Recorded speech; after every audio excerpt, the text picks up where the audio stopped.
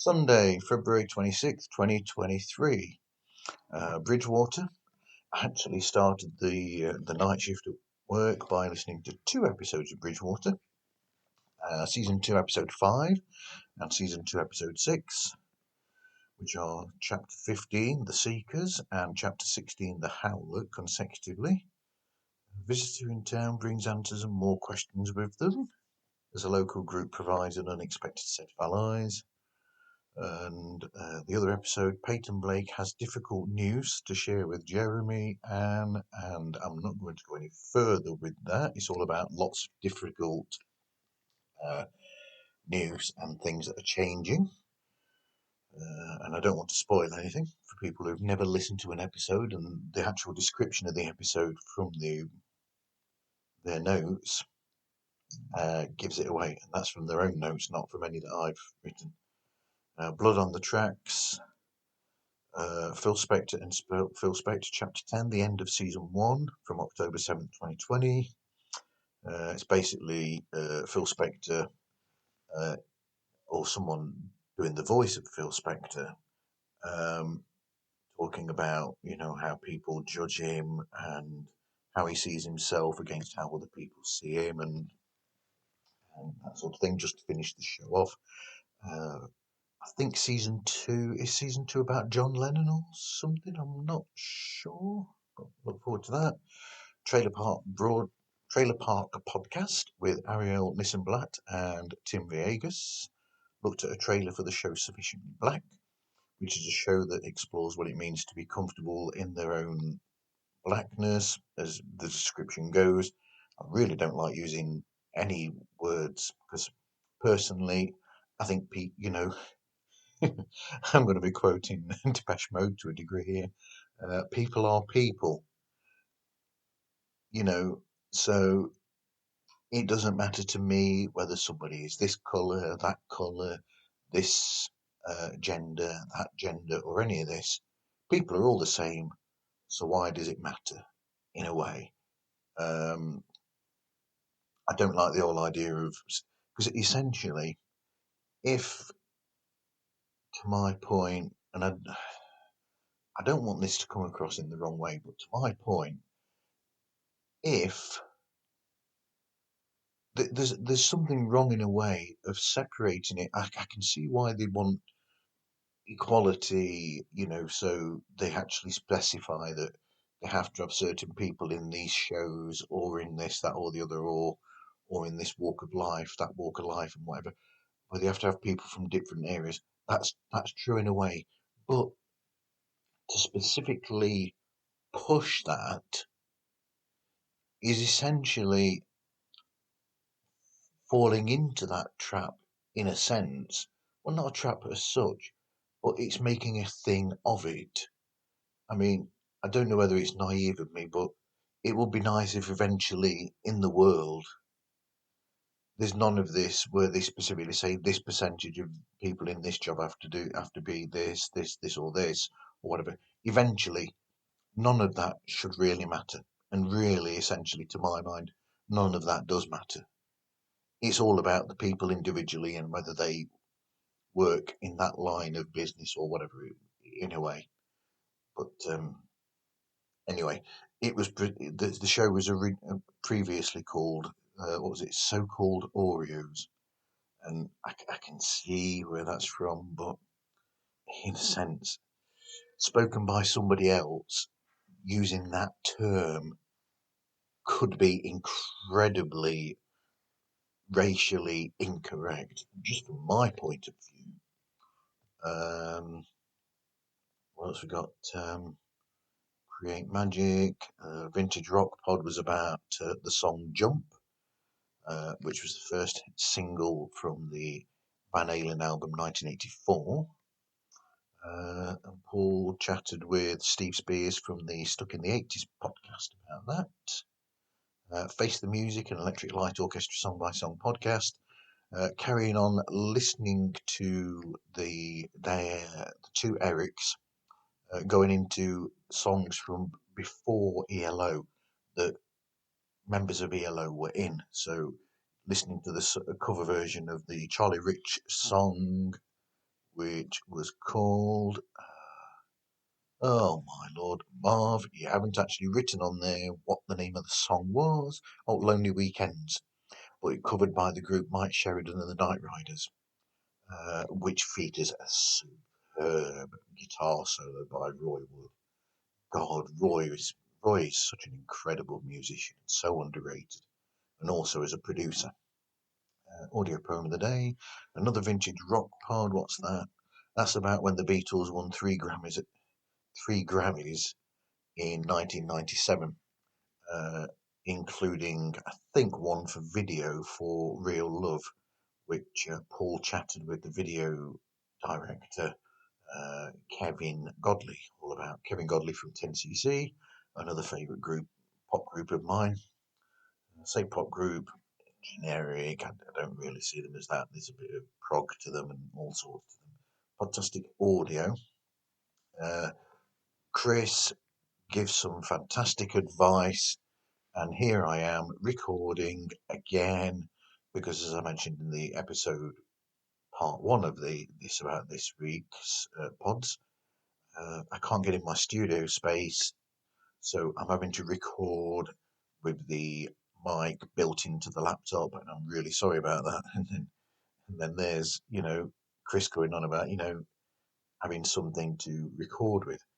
Actually, thinking about it, why the heck didn't I get my old headset out to record this? Because I do have an headset from back in the day when I started doing pods. Sense of Shelf, John Wesley looking at the book The Harlem Shuffle by Colson Whitehead, also the Frederick Douglass biography written by David Blake. And where we're going to Everything Everywhere Daily. Oh yeah, Stealing the Mona Lisa in the whichever century it was. 1911, which ended up making it what it is today, essentially, because somebody stole it and then it was found. It went into the oeuvre. So something stolen from the Louvre went into the oeuvre. That's made me giggle. I'm really sorry. Marv, go on, you can do it. But yeah, I think that made it more famous or infamous, which means that knocked up how much it was worth, to my mind and a lot of people's minds.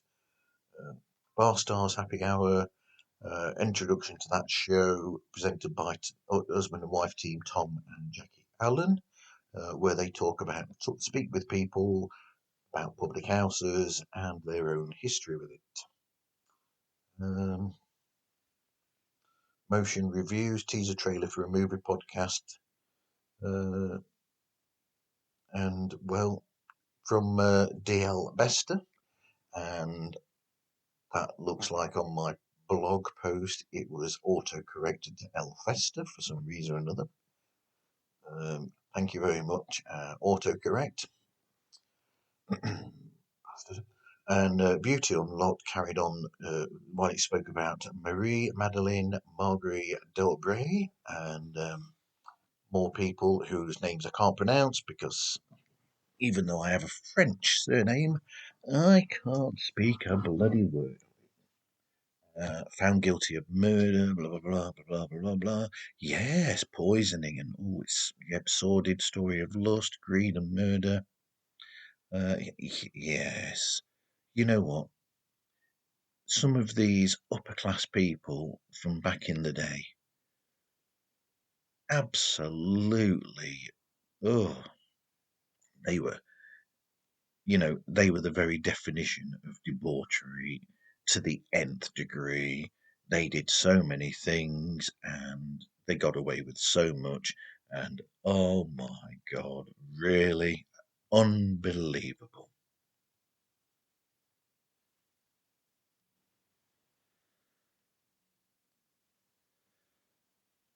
Monday, February 27th, 2023. Review it yourself. Sean was joined by Pete from Middle Class Film Class. All right, that's an interesting one. I've heard that one before. I better check that out. To look at the much maligned, but not by me, M. Night Shyamalan film The Village. Yes, I'm reading directly from my blog, unless I would have thought that all of you would think that anyway. Realise that by now. To basically defend the film, the Village. I think I said that, but I actually we thought it was not a bad film for the most part, to be honest. I think because I left it a long time to watch till after it came out because there was all an uproar about it, people going on about it, and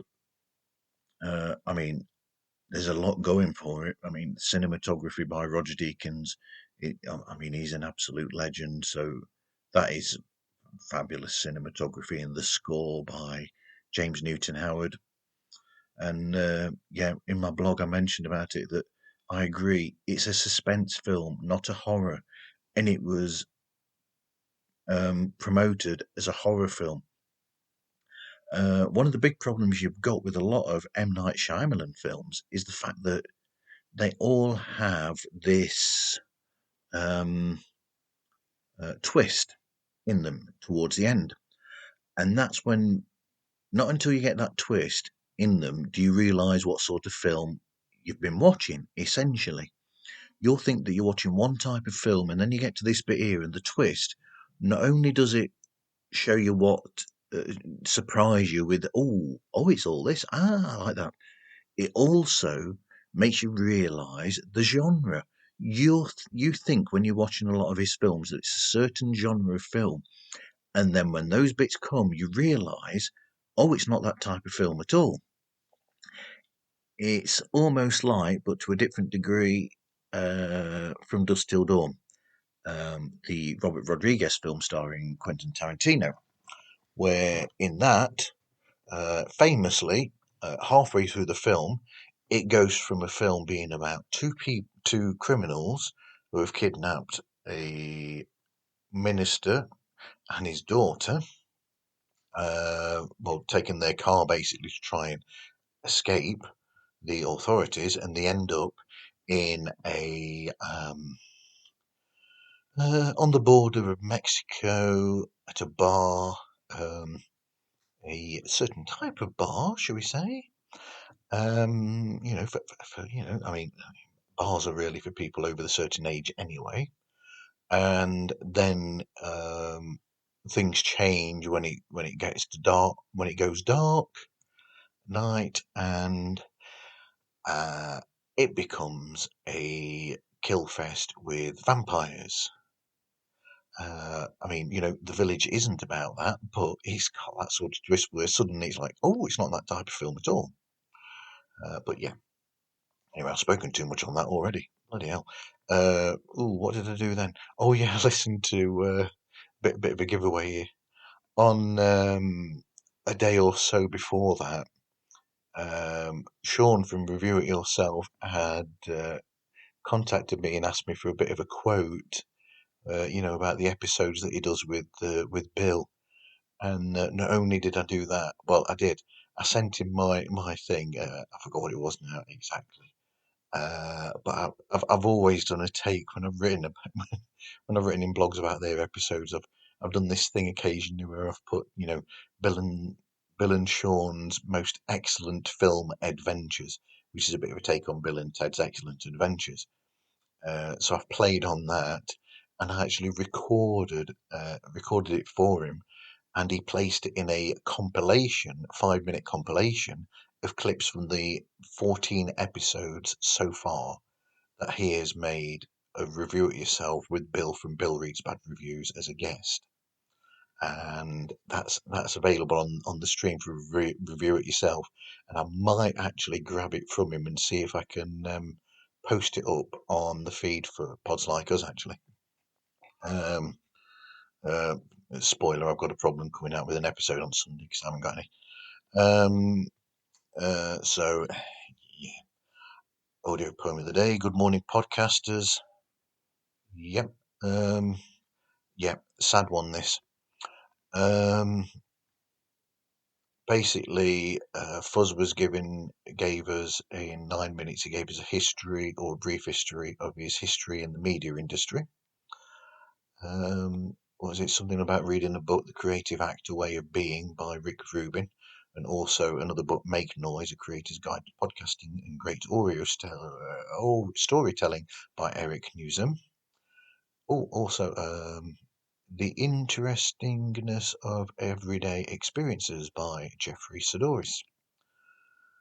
The sad bit to this is that Fuzz is stepping away from Good Morning Podcasters, and if anyone's interested, he says contact him and he'll sell you the show rights and everything for apparently $310. If I had $310, I might do it, but it's a lot of bloody work. Like you said, it's a lot of work putting out 3 of those episodes, shorter episodes, with advice for podcasters, and then they've got a podcasting sucks special every Saturday as well. That's a longer form. That's around 30 minutes to an hour. It's a lot of work in 1 week. That 4 shows a week, 3 short and 1 long, and to do all the research and everything for it. And I mean, pulling the curtain away here, but the reason why there's no new episode of Pods Like Us recorded for this coming week was that I was supposed to be recording a couple of episodes this week with guests. One was going to be a group chat on Tuesday night, and then I was going to try and get a chat in with an individual or another group chat. Actually, I was going to do about form, February Album Writing Month, Songwriting Challenge. The reason why I can't actually do any recording funnily enough, in the studio area space, because that's all set up for recording music, which sounds weird, but the reason why I've got a difficulty with that is I brought back the electronic keyboard for being able to play music, use a keyboard, put piano sounds down, organ sounds, and whatever, and synths. That's taken up the space that the laptop went onto, and I need to purchase actually, I know they do them, I can't find them anywhere, a shelf that hopefully attaches by clamp to the desk that I use, so that I could keep the idea is I want to keep the keyboard there for music, and then have a laptop above that on a shelf, and then like I was saying, have a shelf that's clamped to above, or clamped to where the keyboard is set. Have a shelf that goes above the keyboard that I can put the computer laptop on. And then I'm going to go to the storage unit that I've got and get a microphone stand that's like a boom stand, and set that up so it's in front of the keyboard to be able to use there, and then I'll be able to use that multi-purpose then a lot easier. It's the fact that I've got a full-size keyboard that uses all that space up really that has caused a problem, to be honest, because there's nowhere to put the microphone safely. But yeah, anyway, back to what we were talking about.